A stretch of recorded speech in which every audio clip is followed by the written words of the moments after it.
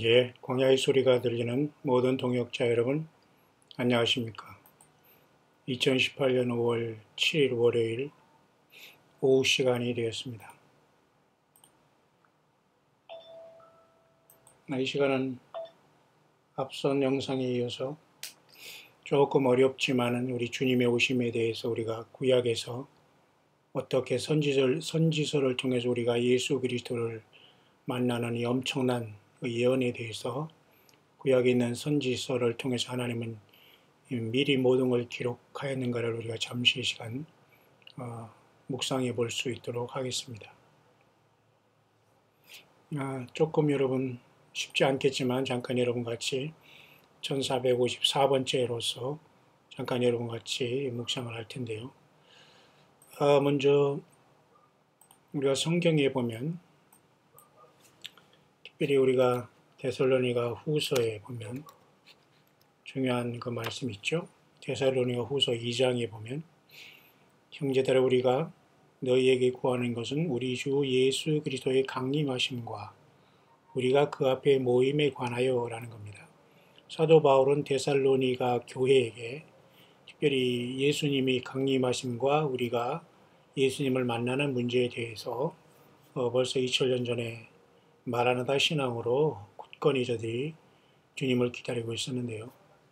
사도 바울은 영이나 말이나 편지나 이런 것으로 인해서 주의 날이 이르렀다고 동심하거나 두려워하거나 하지 아니할 것이라 이렇게 말하면서 중요한 것 하나가 일단 미혹받지 말라, 미혹하지 말라는 것은 미혹받지 말라는 것이고 배도한다는 아포스타시라는 먼저 모든 많은 사람들이 대부분이 예수 그리스도를 떠나고 이 믿음에 대해서 빈중거리고 조롱하고 외면하고 사람들이 먹고 마시고 시식하고 장가가는 노아의 홍수 직전의 그러한 세상과 방불한 상황이 되어서 대부분이 예수 그리스도의 섬김과 경배와 십자가의 도에서 완전히 떨어져 나간 시대.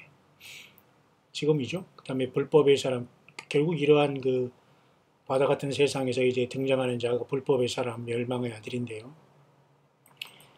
이 불법의 사람 곧 멸망의 아들이 나타나기 전에는 이르지 아니한다.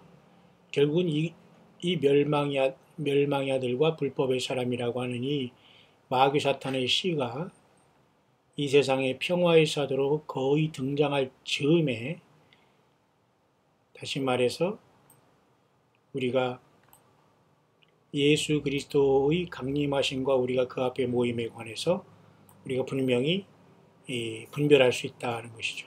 그렇기 때문에 불법의 사람 멸망의 아들이 나타나는 것은 굉장히 중요한 하나의 시점이라는 것이 성경에서 우리에게 주는 것이기 때문에 다른 어떤 것도 이 기준을 초과할 수가 없을 것입니다.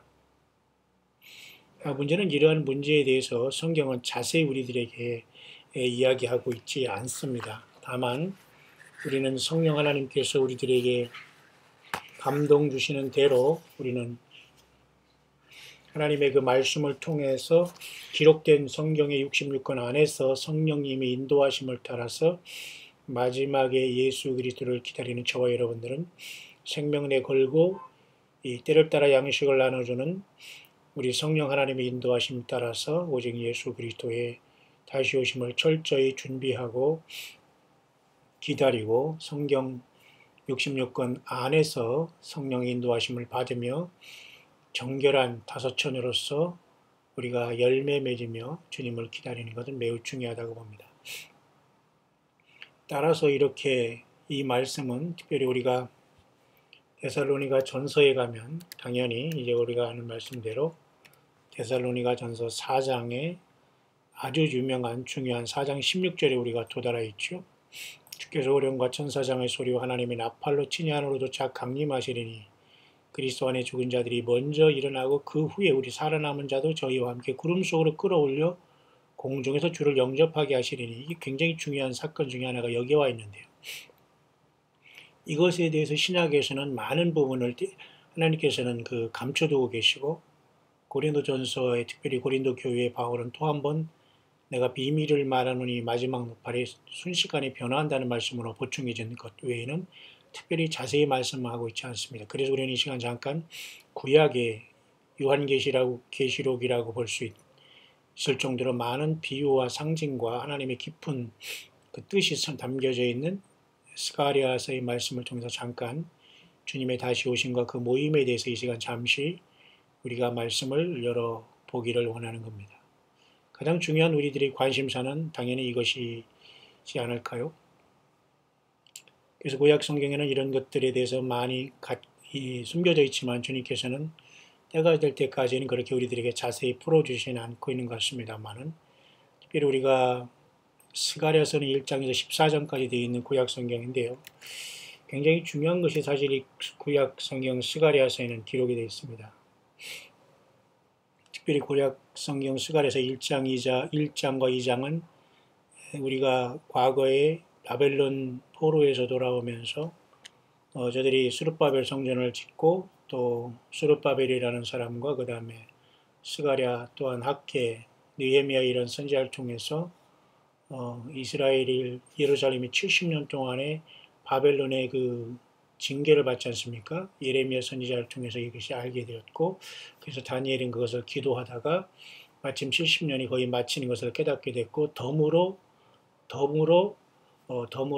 하나님의 그 천사 가브리엘을 통해서 다니엘서 9장에 71회의 예언까지 이 기도를 통해서 응답받아서 다니엘서에 기록해 놓음으로 말미암아 당시에 71회의 다니엘 이방에 끌려갔던 바벨론 포로 생활의 끝남과 동시에 수르바벨 성전을 통해서 1차적으로 이 모든 예언이 이루어진과 동시에 지금 이스라엘이 1948년 이후에 70년 동안 된 이 사건 속에서 또 한 번의 이 중요한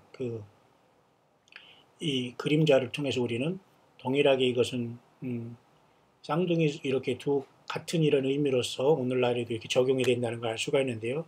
그래서 스가랴서 1장에 보면은 여기에 70년이 됐다 이런 말씀하고 있다는 건 좀 특이합니다. 여러분 70년이 됐다는 이런 말씀하지 않습니까? 스가랴서 1장에 보면은 이 홍마를 타고 화석류 나무에 섰고 한 사람이 홍마, 자마, 백마에 있는 상황 속에서 이 사람들은 여호와께서 땅에 두루 다니라고 보내준 자들로서 하나님의 천사들인데요. 이들이 가장 먼저 본 것은 온 땅이 정언하다는 것을 하나님 여호와께 고하였습니다. 그런데 특별히 그 여호와의 사자가 이렇게 말했어요. 예루살렘과 유다 성읍을 들을 국률이 여기지 아니하시려나이까 이를 노하신 지 70년이 되었나이다. 당시에도 70년이 이제 다 차서 바벨론에 이제 포로에서 돌아오는 시절이 됐는데요.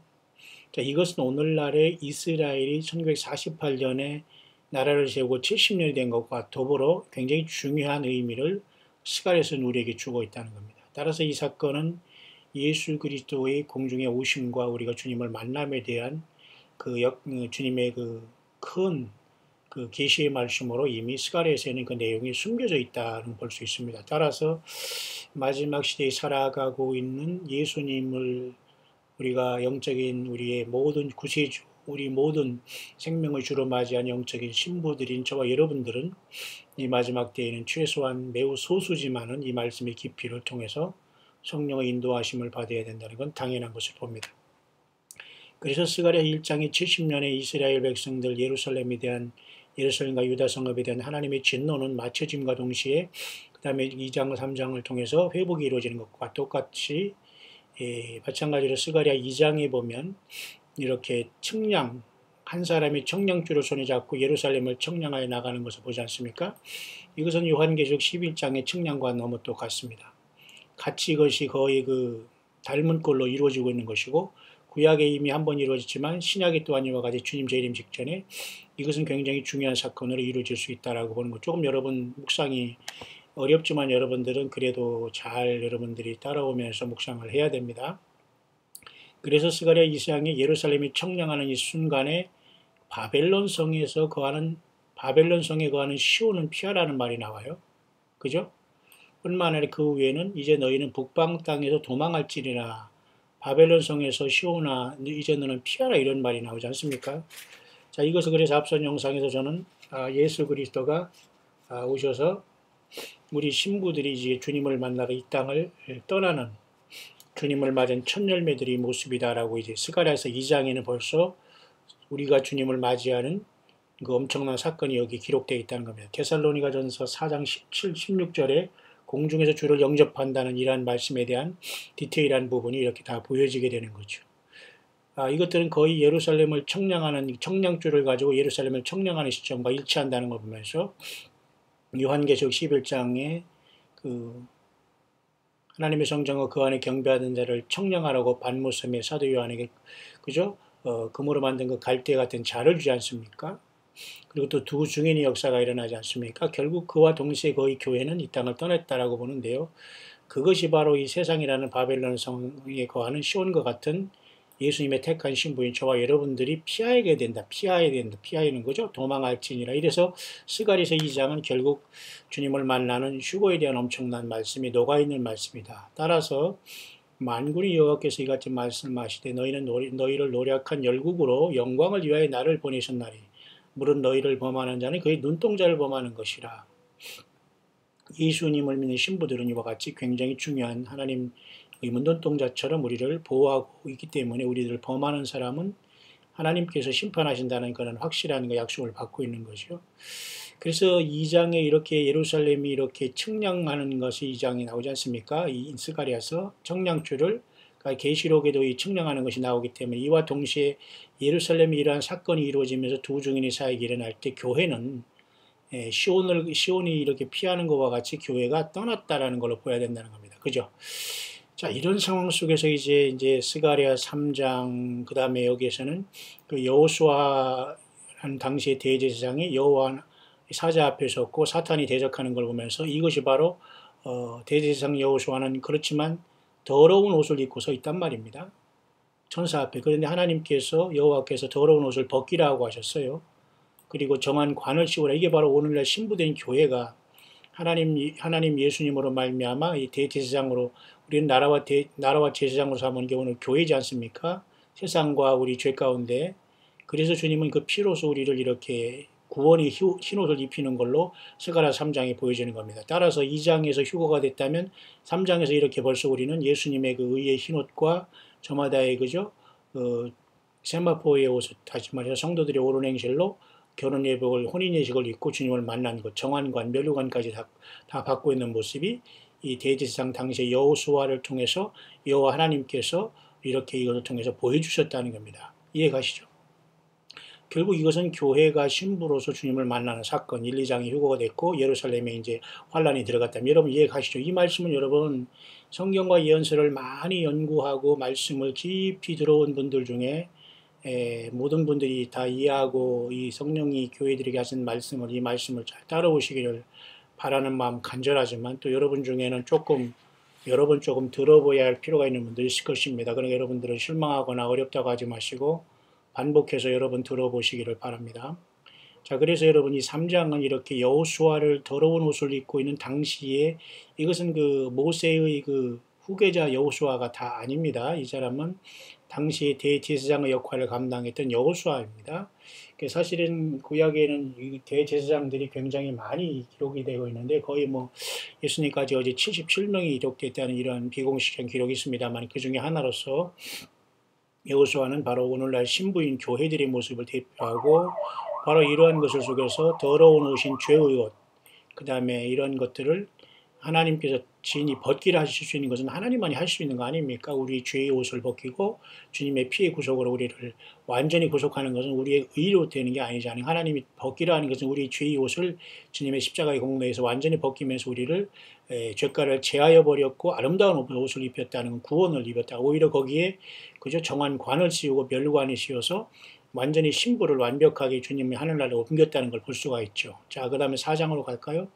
4장에는 이제 순금동대를 통해서 주님께서 금기를 통해서 이렇게 역사하시면서 이런 모든 역사가 힘과 능으로 되지 않고 오직 나의 신으로 된다고 함으로써 신약의 말씀으로는 성령께서 예수님께서 부활 승천하신 후에 이 땅에 내려오셔서 7교회를 이루시지 않습니까?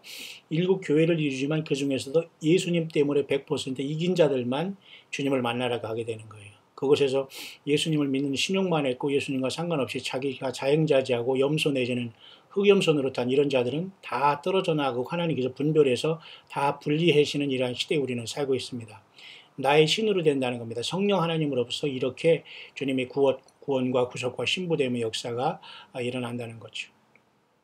결국 그래서 당시에는 이 수룹바벨을 통해서 이렇게 이스라엘의 새 예루살렘이 아니 그냥 일당의 예루살렘 그 수룹바벨 성전이 이 바벨론 70년 포로 후에 이루어져서 저들이 돌아가지 않습니까? 당시 고레스 왕이 또한 아닥사스다 왕이 그들이 고토로 돌아가는 명을 내리지 않습니까? 결국 이것은 오늘날의 영적인 수룹바벨일 수 있는 1948년 이후에 독립하면서 다음 주에 70주년을 맞이하면서 지금 이 수룹바벨은 이제 왕족이거든요. 왕족 중에 하나거든요. 여호와긴의 왕족 중에 아마 손자 정도 되는 것 같은데 총독이라고 합니다. 그러면 이 사람은 이방 땅에서 굉장히 많은 그 훈련을 받고 한 사람인데 이 사람이 어차피 대표자적으로 수룹바벨 성전을 하는데 중요한 역할을 했거든요. 그러면 오늘날 1948년 이스라엘 땅에도 수룹바벨 같은 역할을 하는 자가 지금은 네타냐후 총리라고 보시죠. 왜 갑자기 무슨 네타냐후 총리가 나오냐 여러분들이 당황할 수 있습니다만 오늘 이 묵상은 여러분들이 그래서 역사적으로 잘 들어야 됩니다. 여러분들이 잘 들어야 됩니다. 그래서 그런 역할을 감당하는 지금의 네타냐후 총리는 이런 역할을 감당하면서 제3성전을 질 가능성도 있다는 겁니다. 이해 가시죠? 왜냐하면 수룹바벨을 통해서 예루살렘 성전이 재건됨으로 초라하지만 솔로몬 이후에 70년 바벨론 포로를 마치면서 하나님께서 허락하셨거든요. 70년 동안 하나님께서는 그들을 징계했기 때문에 70년 전에는 절대 이것이 이루어질 수 없었어요. 그러면 예루살렘도 지금 1948년 후에 이스라엘도 70주년을 맞이했기 때문에 올해가 지금 미국도 지금 이상하게 그죠? 대사관을 예루살렘 옮기는 상황 속에서 네타냐후가 수룹바벨 같은 사명을 가지고 그 제3성전을 건축하지만 이 3성전이 결국은 적그리스도가 들어갈 수 있으면서 환란이 도화선이 된다라고 볼 수가 있다는 겁니다. 이해 가시죠? 그렇다면 그 전에 이미 휴거는 발생한 걸로 봅니다. 4장은 그래서 이 수룹바벨을 통해서 신으로 된다는 이런 말씀을 통해서 그 하나님의 성령의 금기름을 통해서 그 일곱 금잔에 채워주고 있으면서 오늘도 일곱 교회가 예수님 자신이신 성령의 기름을 통해서 성령 자신으로서 인격적으로 우리와 지금 동행하면서 주님 예수 그리스도만 온전히 높이는 게 교회입니다. 여러분 우리 자신 한 사람 한 사람 예수님을 섬기고 보신 우리가 교회라는 걸 반드시 인식해야 됩니다. 이것을 모르면 사탄 마귀에 속게 되는 거죠. 금기름을 흘러내리는 두 금관 옆에 두 감람나무 두 가지가 있지 않습니까? 그래서 이런 것들이 있으면서 계속 이제 5장, 6장으로 들어가는데 자세히 지금 할 시간은 안 됩니다만 오늘 핵심은 그게 아니고요. 이런 일이 있은 다음에 이제 악이라는 한 에바 가운데 있는 한 여인이라는 그 악이라는 이 존재가 나오지 않습니까? 그래서 이제 신할 땅으로 가게 되는데 결국 이것도 마지막 때에 적그리스도가 이제 등장하면서 신할 땅은 어떤 그 사탄 마귀가 있는 어떤 이러한 곳을 얘기하는데요. 이게 바로 바벨탑도 있었던 곳이고 결국 그래서 마지막 때에는 그 적그리스도가 이 땅에 일어났으므로 마지막 그 짐승 정권이 일어나면 마지막 세상을 완전히 그 큰 혼란의 도가니에 갈 수 있다는 걸 나타내주고 있는데요. 그래서 이제 6장을 지나서 이제 그 네 말이 나오고 7장, 그 다음에 8장, 9장에 가는데 오늘 제가 여러분에게 말씀하고 싶은 것은 바로 스가랴 9장에 대한 내용입니다. 9장의 내용도 역시 마찬가지로 9장, 10장, 11장에 보면 11장에 보면은 역시 이 말씀을 통해서 예수님이 이 땅에 우리를 먼저 신부를 데리고 오는 사건이 이 구약의 그 요한계시록이라고 같은 많은 그 이상과 예언이 기록된 짧지만 스가랴 14장에는 기록되어 있는데요. 1, 2장의 교회의 휴거의 모습이 기록되어 있다면 9장에도 이것을 또 자세히 나타내 주는 것이 오늘 말씀의 묵상의 핵심인데요. 이 9장, 10장, 11장을 잠깐 여러분들에게 이제 결론을 내지기 전에 제가 잠깐 소개할 것은 지금 많은 연구들이 엄청나게 진행되고 있기 때문에 여러분들에게 지금 제가 한꺼번에 다 할 수가 없습니다. 그러나 다만 어려운 것을 쉽게 여러분에게 전하기 위해서 저는 굉장히 노력하고 저는 사실 이게 여러분들은 쉽게 들을 수 있는지 모르지만 저는 굉장히 생명을 다 보채하는 겁니다. 시간과 물질과 모든 삶을 다 들여서 이것을 지금 연구하고 하는 거기 때문에 결코 그렇게 여러분들이 그냥 한번 딱 듣고 그냥 별거네 아니네 이렇게 판단할 문제는 아니라고 봅니다. 왜냐하면 어떤 개인의 어떤 것을 증거하는 것이 아니고 성경 자체에 가장 중요하고 깊은 것들을 우리가 다루는 부분이기 때문에 여러분들이 결코 그렇게 그 깊이가 없거나 예수님을 정말 사랑하고 생명 내걸고 주님을 사랑하지 아니하는 동역자들이 아니라면 사실 굉장히 묵상은 여러분들이 어렵게 또 관심이 없을 수가 있기 때문에 그렇지만 끝까지 함께 가기를 소원하면서 그런 차원에서 오늘 제가 하는 것은 보세요. 특별히 여러분 이런 것이 있습니다. 제가 오늘 스가랴 9장을 통해서 왜 적그리스도가 나타나면서 짐승표가 찍기 전에 교회는 순신간에 이 땅을 떠날 수 있다는 것이 왜 그게 증명되는 걸 제가 다시 한번 그것을 확증을 해보려고 하는 겁니다. 보시길 바랍니다. 그 전에 먼저 한두 개 살펴봐야 될 것은 여러 사람들이 지금 생각하고 있는 게 snare has been laid라는 것은 이게 뭐냐면 말이죠. 저는 지금 여러분에게 지금 설명만 해드리겠습니다. 간단하게 미국과 이스라엘이 지금 놓은 어떤 이런 덫에 사실은 소련 러시아가 지금 걸려들고 있다는 그런 내용을 이제 여기 이제 하는 내용인데요. 이것을 제가 지금 다 다룰 수 있는 시간은 물론 없습니다만 잠깐만요. 자, 그런 상황 속에서 러시아가 어쨌든 간에 이제 중동전에 개입하면서 이제 하나님의 심판을 받는다는 이런 내용이 여기 기록이 되어 있는데 특별히 이제 호세아서를 통해서 이런 문제는 많이 이제 우리들에게 알려주고 있어요. 호세아서 구약에 우리가 스가랴뿐만 아니라 호세아서도 역시 14장으로 되어 있는데요. 이것은 특별한 것이 뭐냐면 이 호세아서에 보면 특별히 에브라임이라는 지파가 나오는데요.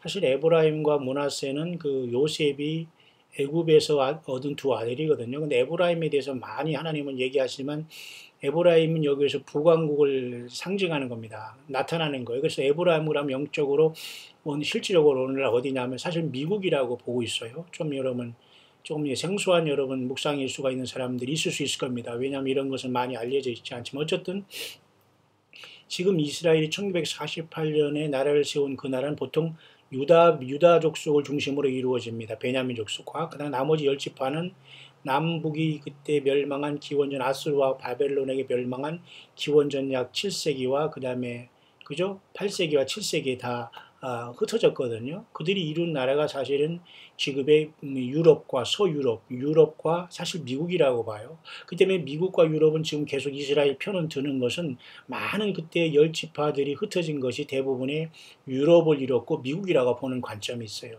그 때문에 여기서 호세아서 말하는 이렇게 에브라임이라는 것은 대부분이 미국으로서 결국은 하나님의 택한 백성이지만 열 지파 중에서도 계시록 7장에 12,000씩 인맞은 자 외에는 예수님을 영접한 자 외에는 대부분이 이스라엘이 흩어진 지파뿐만 아니라 야곱의 환란을 통해서도 예루살렘에 거하는 이스라엘에 이른 민족들에게도 대부분 믿음을 믿음을 갖지 않은 사람들은 심판을 받을 수밖에 없다.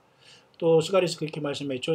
내가 온 땅에서 3분의 2는 멸절하고 3분의 1은 거기 남아서 불같이 연단하기 때문에 3분의 2는 다 이스라엘뿐만 아니라 온 땅의 3분의 1하면 50억이 다 죽게 됩니다. 그러나 나머지 20억을 가지고 연단할 텐데 그 중에서 하나님께 추린다는 말씀이 있을 정도로 이스라엘이 열 지파가 흩어져서 어디가 됐는지 다 알 수가 없어요 지금. 그런데 대부분이 역사적으로는 그것이 유럽과 그 다음에 미국을 형성한다고 봅니다. 그러면 이스라엘을 지금 형성한 1948년에 나라를 형성해서 70년 된 나라는 남유다왕 중심으로 유다 왕국을 중심으로 한 그 나라고 예수님이 태어난 유다 지파를 중심으로 한 나라고 나머지 열 지파는 북왕국으로부터 이제 전 세계 흩어졌는데 대부분이 이런 나라들이 유럽과 미국이 흩어져서 살고 있다는 겁니다. 그러면 여기 호세아에서 말하는 에브라임이라는 이런 심판에 대한 거 결국은 이 타락한 이스라엘 백성들이 결국 미국이라든가 유럽을 형성했지만 결국 그들은 기독교 국가를 이루었지만 거의 많은 사람들이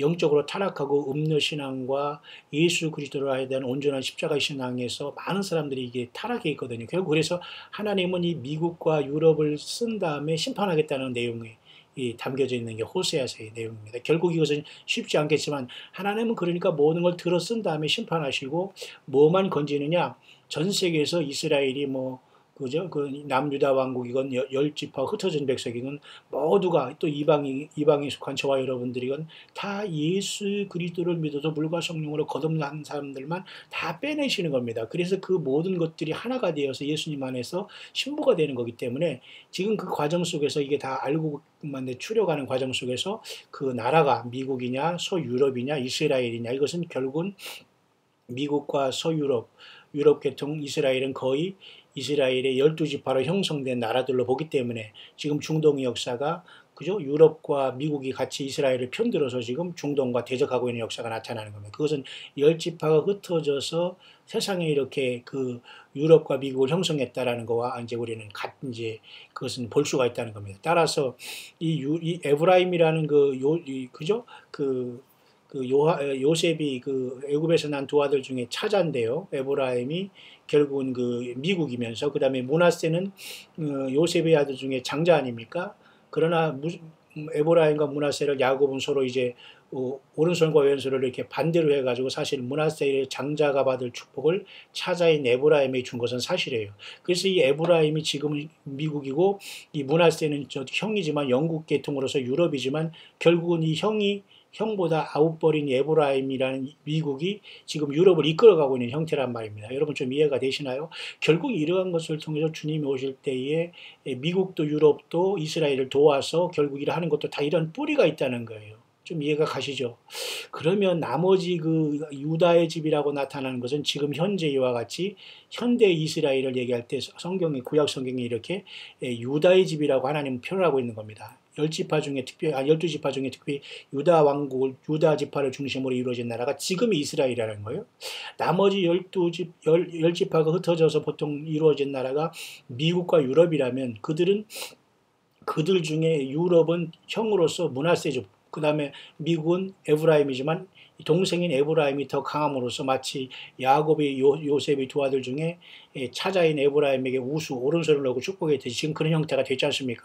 그럼 결국 이 미국이나 유럽도 이스라엘을 돕는 것도 괜히 돕는 게 아니라 이런 어떤 족보적인 뿌리가 있다는 걸 우리가 보게 된 건데 이것을 보는 사람들은 그게 많지 않아요. 그렇지만 사실 구약의 연구하고 예언서를 보면 하나님 여호와께서 이런 모든 것을 지금 다 알면서 우리들에게 그 모든 걸 이제 인도하고 있다는 걸 보면서 결국은 유럽이든 미국이든 이스라엘이든 이방이든 우리가 사는 이런 이방 땅이든 다 예수님 안에서 하나 되어서 그들이 모여서 한 교회를 이루게 된다는 것인데 세상의 모든 역사는 지금 그렇게 닫혀져 가고 있는 상황에서 호세아서는 그렇게 중요한 의미가 있다는 겁니다. 그런 것을 우리가 지금은 다루지 않겠지만 제가 시간 되면 여러분과 같이 또한 말씀을 묵상하겠지만 오늘은 우리가 호세아서가 아니라 스가랴에서 나와 있는 마치 데살로니가전서의 공중에서 주님을 영접한다는 신부들이 이 땅을 떠남과 적그리스도와의 등장과 짐승표와 직전의 교회는 떠날 수 있다. 데살로니가 후서에는 그 불법의 사람 멸망의 아들이 나타나기 전에는 이르지 아니한다는 그 시점에 대해서 우리는 구약의 예언서를 통해서 아주 깊이 들어가서 빛을 발견하고 조명해 보는 그러한 묵상의 시간이 되는 겁니다. 자, 그래서 그런 내용들이 이렇게 있는 것인데요. 또 한 가지는 그 마지막에 여러분 하나 더 보면은 구약 성경 여러분 보면은 성경에 보면은 이 마지막에는 외계인들이라고 ET라고 그죠? 엑스트라 테레스트로이라는 약자로서 외계인이라고 가장한 사탄 마귀가 타락한 천사들이고 떨어진 자들로서 땅에 남아있는 사람들을 속임의 시대가 반드시 온다는 걸 여러분이 기억해야 됩니다. 외계에서 왔다는 외계인들이 이제 휴거하지 못하고 땅에 남는 자들을 완전히 속이고 어떤 사람은 꿈에 오바마가 나타나서 이런 얘기를 연설을 했다고 합니다. 그 구약에 나타난 엘로힘 하나님은 창조주 하나님이지만 그것은 외계에서 온 존재다. 그렇기 때문에 그 외계인들이 다 사실은 창조주 하나님들이다. 이런 식으로 하면서 교회가 이 땅에서 휴거로 사라질 때 오바마라는 적그리스도가 나타나서 사탄 마귀가 그에게 들어가 그렇게 세상 사람을 미혹한다고 합니다. 그러면 세상의 모든 사람 마저 하면서 성경이 가짜였고 그렇지 하면서 외계에서 온 존재든 아닌데도 공중에서 쫓겨내려온 용과 그의 사자들에 의해서 그죠? 계시록 12장에 외계인처럼 저들이 세상 사람들을 완전히 속이게 된다는 것을 또 여기에 나타내주고 있는 겁니다. 이거 제가 이미 광야의 소리에서 앞장에서 여러 번 제가 묵상한 것으로 봅니다.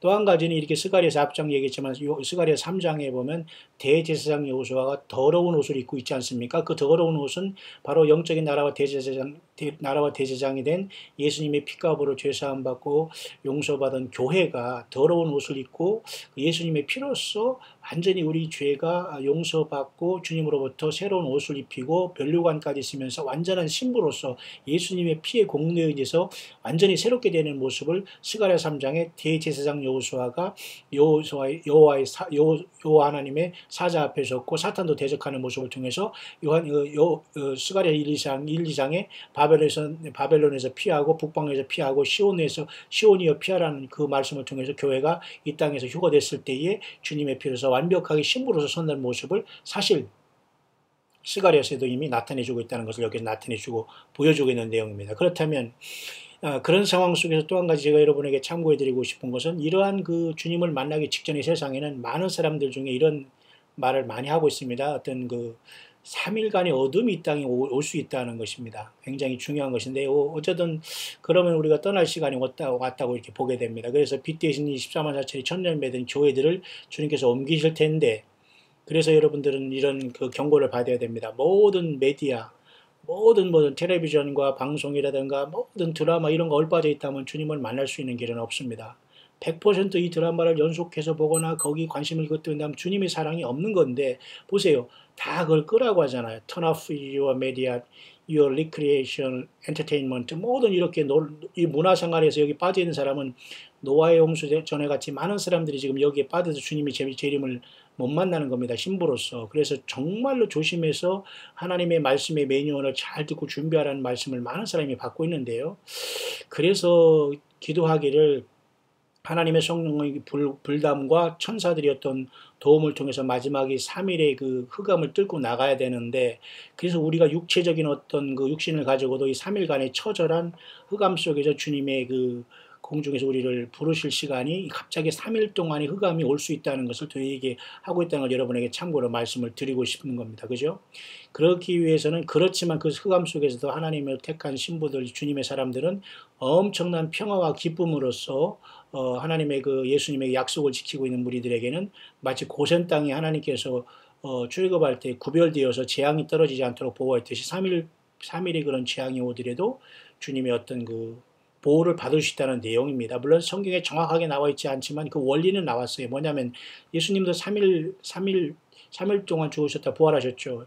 요나도 3일 3야를 큰 고래 그 물고기 속에 나왔죠. 그 모든 건 예수님이 십자가에서 3일 동안 죽은 걸 산증하기 때문에 예수님을 100% 믿음으로 사랑하는 신부들도 예수님과 더불어 십자가를 지면서 주님의 십자가를 따르는 우리들이기 때문에 주님의 고난을 3일 3야를 체험할 수 있다는 겁니다. 이 지구를 떠나기 직전에 다시 말해서 휴거로서 주님을 만나기 직전에 조금 여러분 이해가 가십니까? 자, 그런 내용들이 많이 있기 때문에 여러분 이것까지 참고하시면서 그렇다면 제가 여러분에게 잠깐 여러분에게 좀 더 구체적으로 오늘 호세아서 9장이 왜 주님이 우리들을 만나는 1, 2장의 그 스가랴 9장과 그 스가랴 1, 2장이 왜 바벨론에서 떠나고 북방에서 떠나면서 도망하라는 그것이 교회가 주님을 만나서 떠나는 것인가 하는 것을 우리가 보면서 그것에 대해 좀 더 구체적인 것이 스가랴서 9장에 있다는 걸 보면서 9장, 10장, 11장에 가면서 적그리스도가 등장하기 전까지는 교회가 이 땅에서 머물러 있다가 적그리스도가 등장하기 직전이나 짐승표를 찍기 직전에 교회는 옮길 수 있다는 내용이 오늘 말씀의 핵심이 됩니다. 묵상에. 그것까지 제가 잠시 결론을 금방 내리기 전에 잠깐 하나 더 소개할 것은요. 많은 사람들이 지금 무엇을 생각하냐면 많은 사람은 아닙니다. 깨어있는 사람 중에 이러한 어떤 감동을 받고 있는 것인데요. 저는 여러분에게 전달합니다. 첫째는 많은 사람들이 쉽게 말해서 이런 엄청난 재앙이 시작됨과 동시에 이런 것들이 땅을 치기 전에 많은 사람들이 그 즉각 옮기게 된다는 겁니다. 그죠? 어떤 수가 될지는 이들이 아마 천열매에서 저와 여러분들이 교회의 옮김이 될 것이고 또 두 번째 부류는 많은 사람들이 예수 그리스도의 영광을 보면서 또한 보호를 받을 수 있다는 겁니다. 또한 세 번째 부류는 또 많은 사람들이 이 잠시간 이 땅에서 남아 있을 수 있는 무리들이 있다는 겁니다. 또한 또 많은 사람들은 또 잠시가 아니라 조금 더 길게 이 땅에서 남을 수 있는 무리들이 있다는 겁니다. 가장 먼저 우리가 소중한 것은 다섯천회처럼 여기에 이 모든 디제스터라는 재앙이 스타트되기 전에 시작되기 전에 즉시 taken right away라는 아주 즉시 옮김을 받는 주님을 공중에서 만나며 하늘 시온으로 올라가는 이 반열이 가장 귀한 교회의 복 중에 복이라는 겁니다. 근데 대부분의 사람이 마지막 때 사탄 마귀의 유혹을 통해서 가룟 유다가 제자 중에 12분의 1이 떨어지듯이 계속해서 생명책에 지워지면서 어린 양 예수님을 기다리지 못하고 자기 욕망과 죄와 사탄 마귀의 온갖 그 교만과 중상모략에 오염이 되어서 완전히 스스로 양의 모습에서 완전히 염소로 돌아서면서 계속 지금 떨어지는 자들이 많이 생기고 있다는 게 이 시대의 불행이 아닐 수 없습니다. 우리는 끝까지 예수님 한 분으로 100% 나가야지 다른 것을 조금이라도 섞는다는 전혀 우리는 이 첫째 부를 첫 열매에 갈 수 있다는 것은 우리가 불가능하다는 것을 알 수가 있습니다. 자, 그래서 조금 더 이 내용에 대해서 제가 조금 더 잠깐 더 소개할 것은 말이죠. 이런 것이 있습니다. 좀 제가 영어로 되어 있습니다만 제가 여러분에게 아주 급한 거 이런 거기 때문에 아주 중요한 거고 알려지지 않은 거기 때문에 여러분 먼저 우리 한국 사람들은 너무 모르고 있기 때문에 제가 이렇게 치열하게 전하고 있습니다. 그냥 심심해서 할 일 없어서 이런 거 한다고 생각하면 여러분이 곤란합니다. 정말 생명 내걸고 시간과 삶과 모든 것이 지금 여기에 다 들여서 이렇게 하기 때문에 모든 우리 광야의 소리 동역자들은 함께 기도해 주시고 함께 또 후원해 주시고 함께 이렇게 정말로 예수님을 사랑한다면 함께 이 길을 꼭 가면서 소중하면서 이 말씀을 본인들이 잘 묵상해서 깨달으면 또 전달하면서 함께 광야의 그 사역자들로 깨어 있다가 정말 이 첫째 부류에 들어갈 수 있기를 간절히 축원합니다. 자, 그렇다면 첫째는 어떤 그 마지막 시대에 이런 그것을 또 한번 정리가 될 수 있는데 한번 소개해 볼게요. 잠깐. 아직 묵상의 본론은 여기 아닌데요. 잠깐 결론을 건드리겠습니다. 시간이 많이 갔기 때문에. 특별히 가장 그 충실한 그룹인 첫째 아주 작은 무리들이 특히 예수님을 믿고 있는 이러한 아주 충실한 작은 무리들이 먼저 엄경을 받게 된다는 거예요. 결국 이 사람들은 결국은 이 사람들이 우리들을 이 소수라고 볼 수 있는 이 사람들은 성경에서 말한 14만 4천의 사람들로서 아주 좁은 문을 통해서 온 무리들로 첫 열매들이라고 봐야 됩니다. 그들이 결국은 요한계시록 4장 1절의 이 문을 통해서 하늘의 열린 문을 통해서 올라가게 된다는 거예요. 근데 아무도 이것을 깨달을 길이 없어요. No one will notice라는 것은 요한계시록 4장 1절에 하늘의 열린 문을 통해서 사도 요한을 주께서 반모섬에서 불러 올린 것처럼 나팔 소리 같은 음성을 듣고서 이 땅에서 오직 소수의 그룹이지만 예수님만 섬긴 전 세계의 가장 소수의 무리들이 가장 먼저 이 14만 4천이라는 첫 열매가 되어서 아주 좁은 길을 통해서 통과하고 하늘에 난 아주 좁은 문인 요한계시록 4장 1절의 열린 문을 통해서 사라진다는 겁니다. 여러분 얼마나 극적입니까 여러분? 이곳에 여러분 주인공들이 되기를 바랍니다. 예수님 때문에 아주 중요합니다. 두 번째는 결국은 나머지는 많은 사람들은 엄청난 이 땅에서 결국 평화의 어떤 죄악이 쌓인됨으로써 이 땅이 완전히 크게 요동을 치게 된다는 것을 이제 경험하게 될 겁니다. 교회가 옮겨지면 첫 열매가 그죠? 당연히 이건 평화의 죄악이 순간에 이루어지면서 백마가 뛰면서 그 다음에 바로 붉은 말과 그죠? 검은색 말이 뜨면서 전쟁과 기근이 오면서 기근을 통해서 경제가 통제되므로 요한계시록 13장에 적그리스도의 42달 통치가 온다는 것은 당연한 사실 아닙니까? 가장 중요한 것은 이렇게 교회가 첫 열매가 옮겨지는데 여기에 과연 누가 들고 승리하느냐, 생명책에 지워지느냐 이 문제입니다. 요한계시록 여러분 5번째 교회인 그죠? 4대 교회에는 옷을 더럽히지 않은 자 소수가 4대에 있어서 나와 함께 다닌다고 했지 않습니까?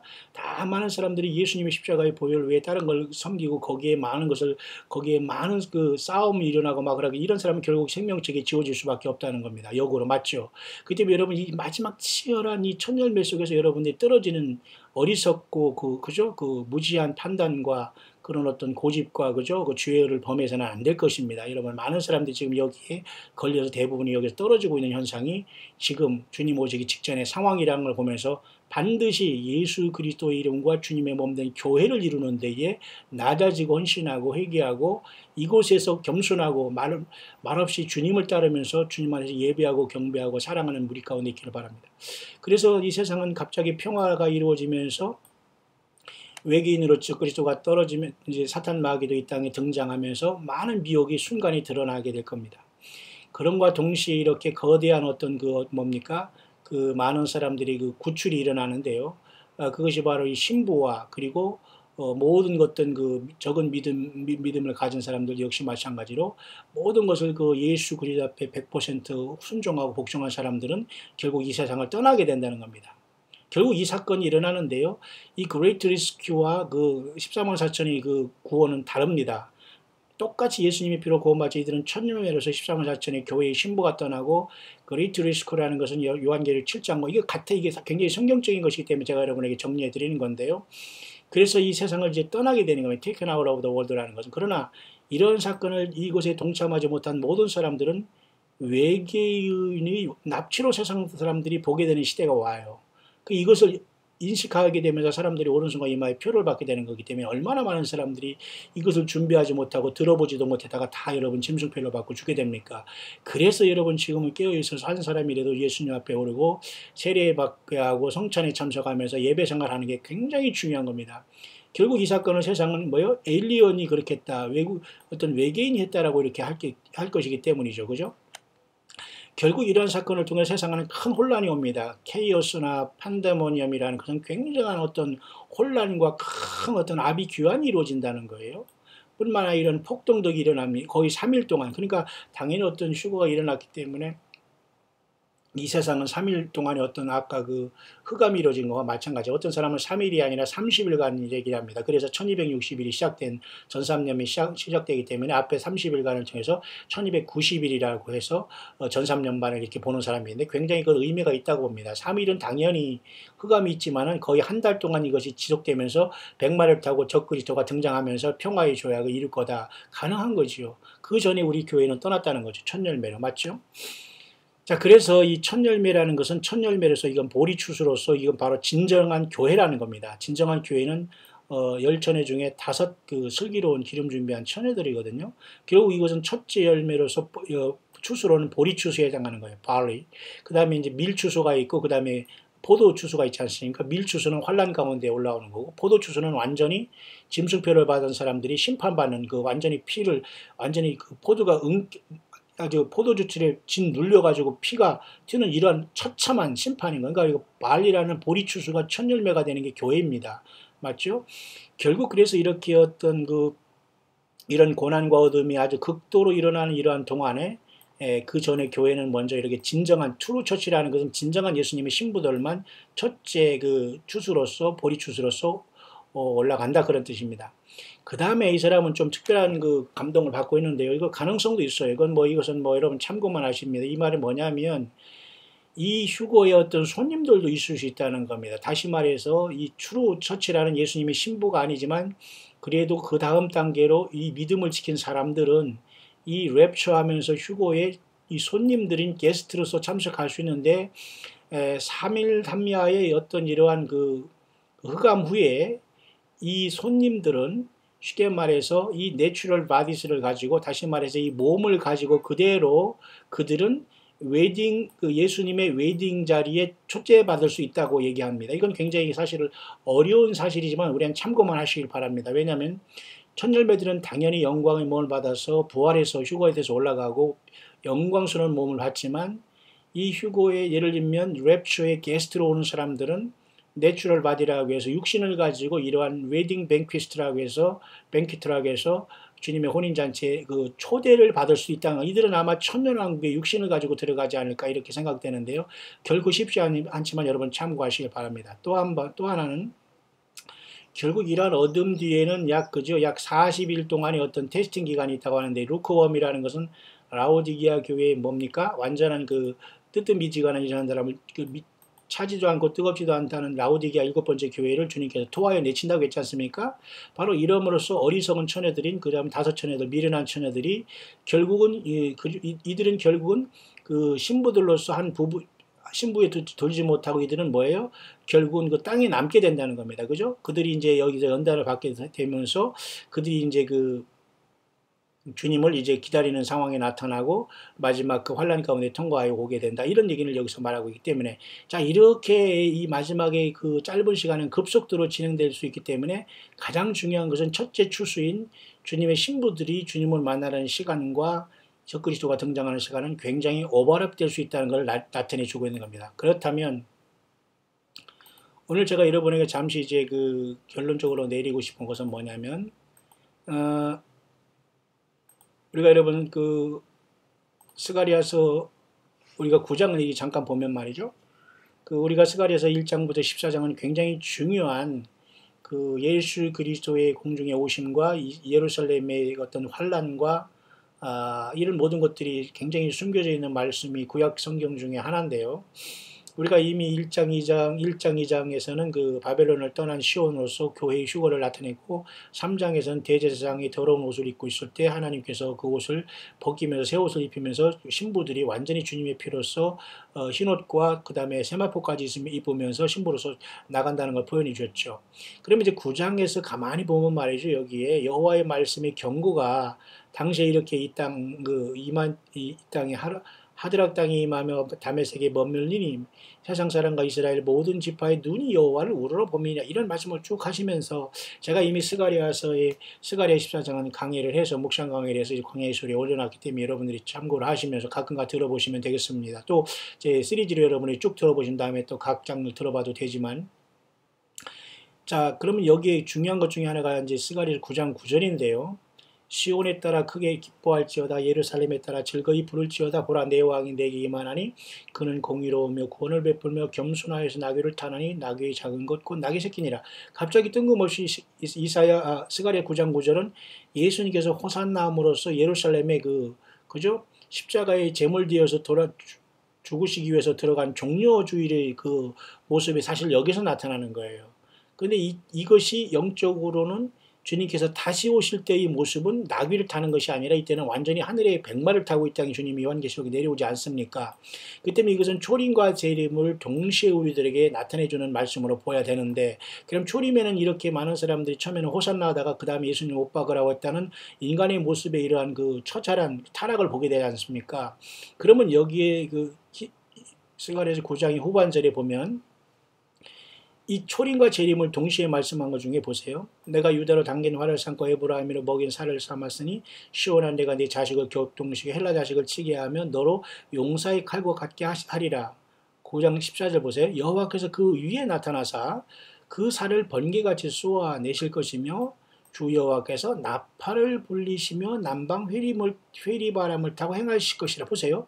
여기 여호와께서 나팔을 불리신다는 것은 사실은 그 데살로니가전서 4장 16절에 주께서 호령과 천사장의 소리 하나님 나팔로 하늘로 쫓아 강림하시리니 하는 말씀과 굉장히 중요한 그 맥락을 같이 하고 있다고 우리가 봐야 됩니다. 왜냐하면 전체적으로 스가랴에서의 흐름을 보면 말이죠.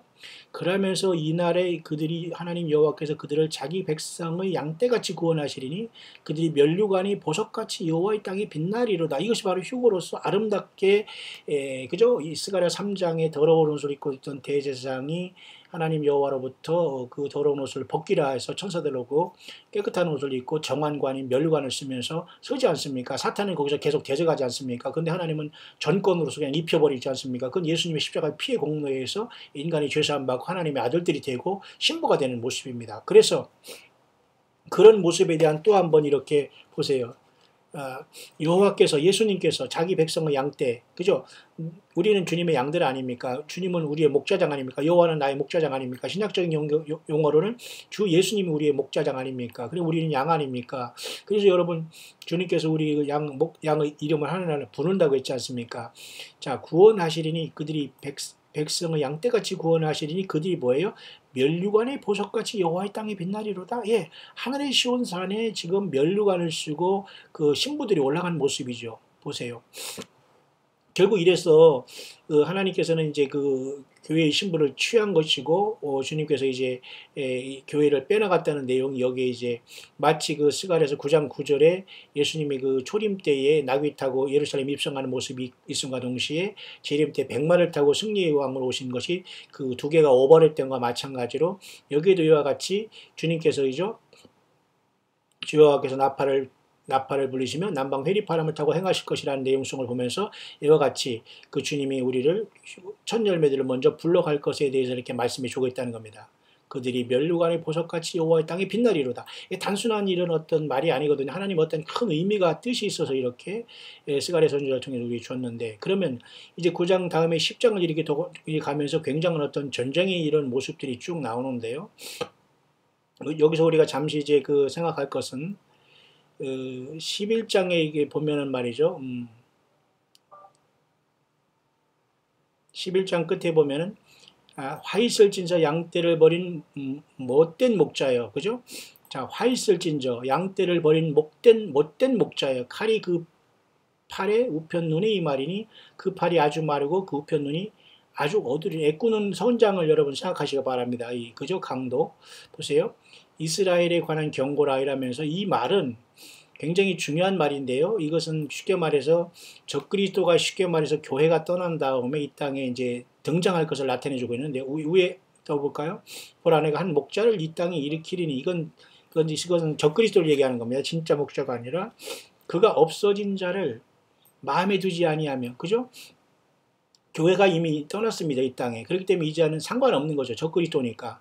없어진다 신경 쓰지 않은 거죠. 그 다음에 흩어진 자를 찾지 아니하며 상한 자를 고치지 아니하며 강건한 자를 먹이게 하지 않고 오히려 살찐 자의 고기를 먹으면 그 굽을 찢으리라. 완전히 포악한 자로서 이 적그리스도의 등장을 사실은 스가랴 11장 16, 17절에 나타내주고 있는 거예요. 이것을 양떼를 버린 목된 목자에도 오늘날 이와 닮은 꼴들이 많이 있죠. 그러니까 이 대장이 나타나는 게 적그리스도 아닙니까? 그러니까 이들은 다 주님 앞에 가지 못하고 땅에 남는 것이죠. 지가 스스로 목자되고 목사였지 주님의 그 종이 아니었거든요. 그러니까 가장 큰 적그리스도가 나타나서 이들을 지배함으로 결국은 후삼년반에 들어갈 수밖에 없는데 바로 이 스가랴 11장에는 적그리스도가 이렇게 나타남 직전에 이미 교회는 9장에서 이미 이 주님으로부터 이렇게 여호와께서 나팔을 불러주시며 남방 회리바람을 타고 행하실 것임과 동시에 이렇게 이미 교회는 떠난 것이고 이 땅에서는 양떼를 버린 못된 목자인 적그리스도가 등장함으로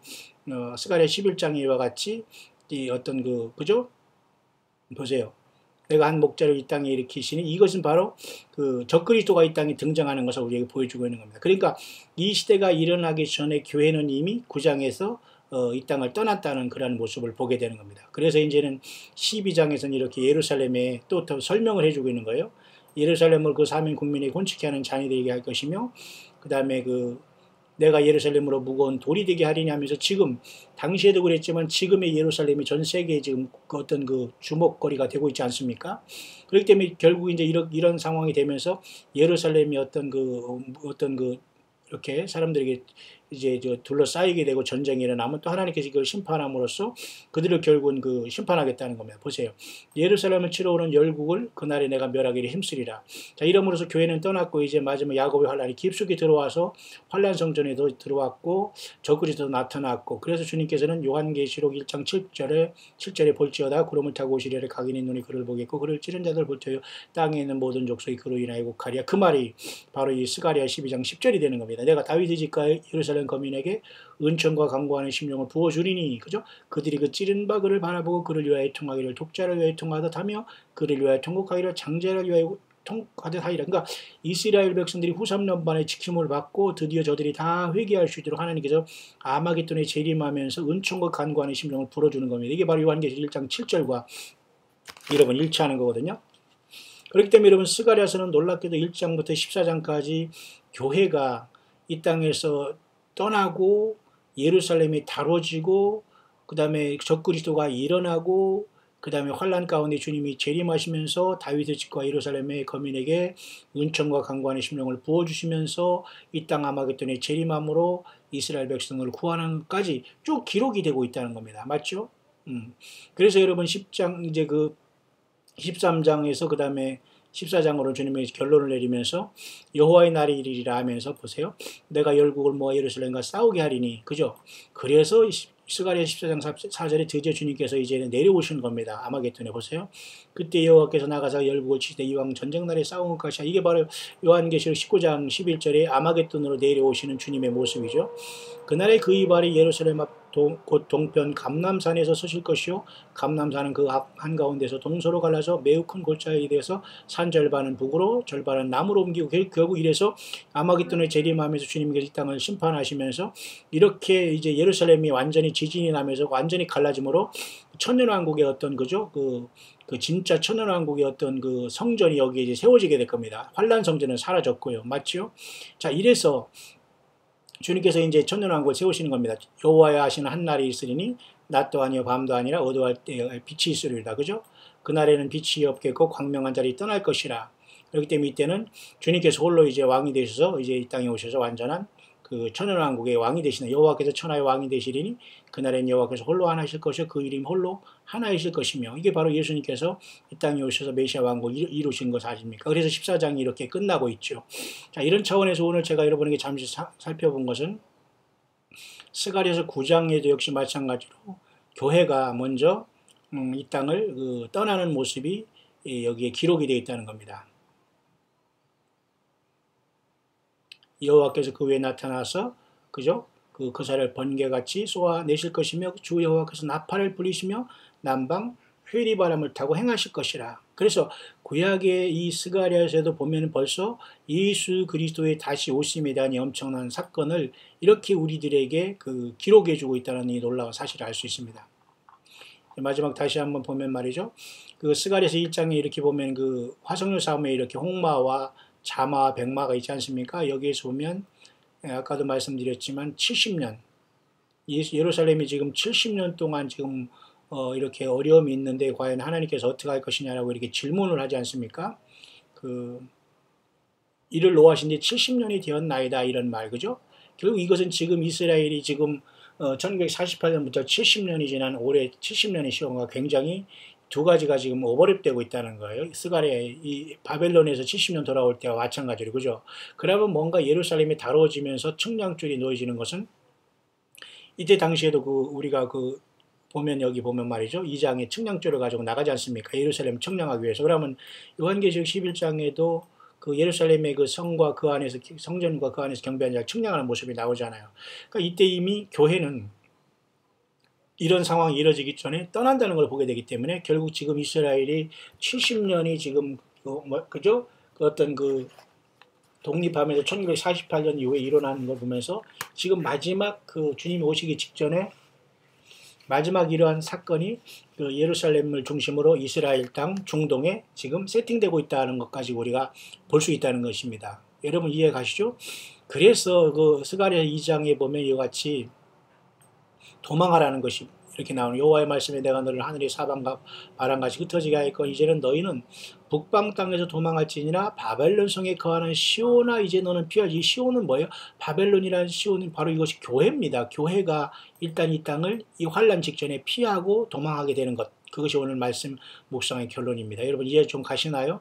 자, 그런 차원에서 이제 3장이 이렇게 대제사장 여호수아가 여호와 앞에 섰지만 굉장히 사탄이 그를 대적하고 있고 굉장히 더러운 옷을 입고 여호수아가 서 있지 않습니까? 이게 바로 인간이고 또 예수님의 신부들의 모습이지만 주님의 피로서 이렇게 완전하게 이렇게 죄가를 동말하잖아요. 왜? 이 땅을 떠났으니까 여호수아로 대표된 교회의 모습이 여기에 나타났다는 거예요. 이해 가시죠? 그 더러운 옷을 벗겼고 죗가를 사야했고 아름다운 옷 입고 구원을 예수님의 피로서 구원을 입은 신부들인 저와 여러분들의 완벽한 모습입니다. 정한 관까지 면류관까지 썼잖아요. 그러므로서 그 다음에 이제 4장부터 시작해서 이제 예루살렘을 다루시면서 하나님의 신으로 되는 역사가 나타나고 그래서 이제 4장, 5장, 6장 스가랴 하면서 아까 지금 제가 말했던 9장에서도 또 한번 다시 한번 교회가 주님의 공중에 오심으로 말미암아 교회가 이 땅을 떠나면서 그죠? 이와 같이 주님은 주 여호와께서 나팔을 불리시며 하면서 공중에 떠난 것을 말씀해 주시고 10장, 11장을 통해서 그 사이에 적그리스도가 거의 등장하면서 이 땅의 환란 시대로 가는 것을 말해주고 있는 엄청나고 깊고 깊은 말씀과 예언들이 하나님의 말씀에 이렇게 다 중첩되어 기록이 되어 있다는 겁니다. 그죠? 그렇기 때문에 여러분 11장 끝에는 제가 아까 말씀드렸지만 보세요. 보라내가 한 목자를 이 땅에 일으키리니 그가 없어진 자를 마음에 두지 아니하며 이게 바로 요한계시록 13장의 적그리스도의 등장으로서 화 있을진저 양떼를 버린 못된 목자예요. 칼이 그 팔에 우편 눈에 이 말이 그가 자기 양떼를 버린 아주 자기 욕심과 생각과 사고방식에 안 맞아보면 무조건 버리고 완전히 저주하거든요. 이런 자들은 적그리스도 영을 받은 거예요. 이 자가 진짜 말 그대로 계시록 13장에 올라와서 전 세계에 이제 완전한 지배자로서 등장할 텐데 용이 공중에서 쫓겨나고 말이죠. 그게 바로 이것이 계시록 11장에 이 적그리스도가 등장하기 직전에 또 그죠?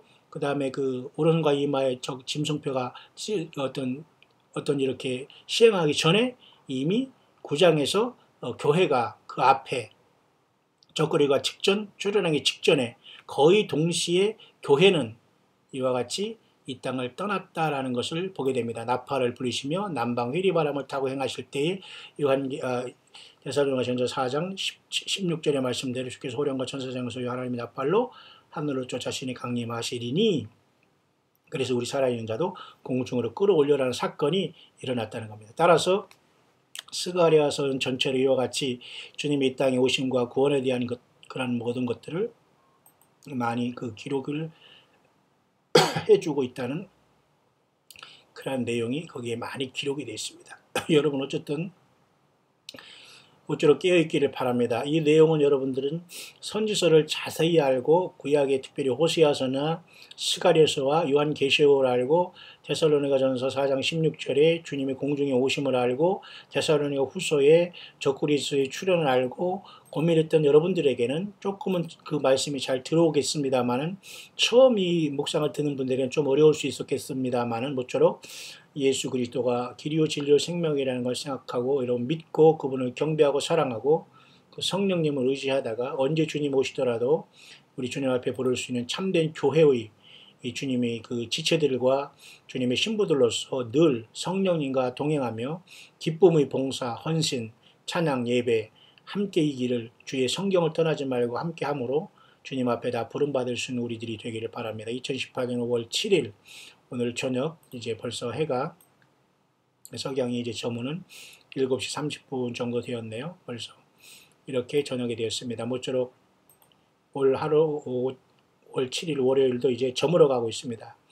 모쪼록 이 주님이 오시는 시간이 가까운 이때, 그렇다고 오늘 밤이나 내일이나 뭐 어떤 무슨 이스라엘이 70년 지낸 어떤 기념식이라는가 어떤 그런 때 주님 오신다 아닌다 이런 것을 우리가 얘기하는 건 아닙니다. 그만큼 이 세상의 역사가 그렇게 성경대로 말씀대로 흘러가고 있다는 걸 보면서 정말로 예수님을 거짓됨이 없이 진실되게 믿어오면서 예수님을 사랑하고 예수님 앞에 헌신되고 정말 성경대로 주님을 따르는 무리들에게는 놀라운 승리와 복된 시간, 그리고 이 세상을 떠날 시간, 승리자로 떠날 시간이 분명히 가까워오고 있다는 것은 분명히 성경이 우리들에게 성령님을 통해서 증거하고 있다는 걸 보면서 끝까지 여러분 적은 믿음을 가지고 예수님의 이름을 배반치 않고 주님의 말씀을 지키는 빌라델비아 교회의 적은 무리 되어서 하늘의 열린 문으로 요한계시록 4장 1절의 그 좁은 길을 정말 소수의 첫 열매를 되어서 가장 먼저